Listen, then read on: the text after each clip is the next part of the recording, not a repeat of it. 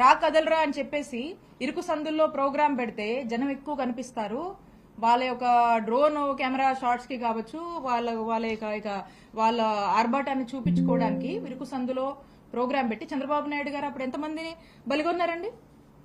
ఆ టైంలో కందుకూరులో 8 మంది చనిపోయారు. అంతెందుకు, మన గుంటూరులో ఉయ్యూరు ఫౌండేషన్ లో చీరలు పంచుతామని అమాయకపు మహిళలకు ఆశ చూపి ఆ కార్యక్రమంలో మరి వాళ్ళు పాల్గొంటే తొక్కిసలాట్ అయిపోయి 3 చనిపోయారు. కనీసం పట్టించుకోలేదు. మేమందరం వెళ్ళాం ఆ రోజు.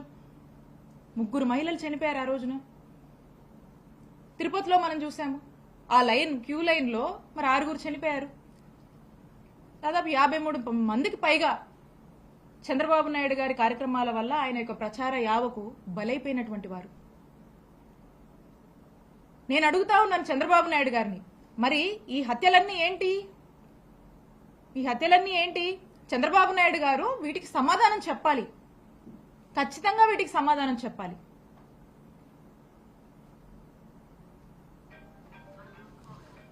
ఇలా ఇక వీళ్ళు ఈ వస్తున్నటువంటి ప్రజల్లో పెరుగుతున్నటువంటి వైఎస్ఆర్ కాంగ్రెస్ పార్టీ పట్ల మద్దతును ఒక ఈర్షతో, ఒక ఫ్రస్ట్రేషన్తో, ఒక ఇండైజెషన్ ఫ్యాక్టర్గా ఈరోజు వాళ్ళకి మారింది. ఇక దీంట్లో భాగంగా ఎక్కడికక్కడ జగన్మోహన్ రెడ్డి గారు వస్తే జనం వస్తున్నారు. ఆ జనం వచ్చారంటే ఈ కూటమి ప్రభుత్వం వాళ్ళ యొక్క డైల్యూషన్, వాళ్ళు డిగ్రేడ్ అయిపోతున్నారు ప్రజల్లో.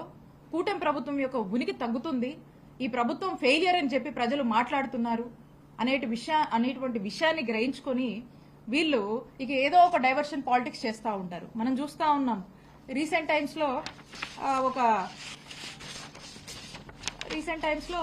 పెద్ద మనిషి మాట్లాడుతూ ఉన్నారు. ఎవరో పెద్ద మనిషి అంటే ఎవరో కాదు, చంద్రబాబు నాయుడు గారు.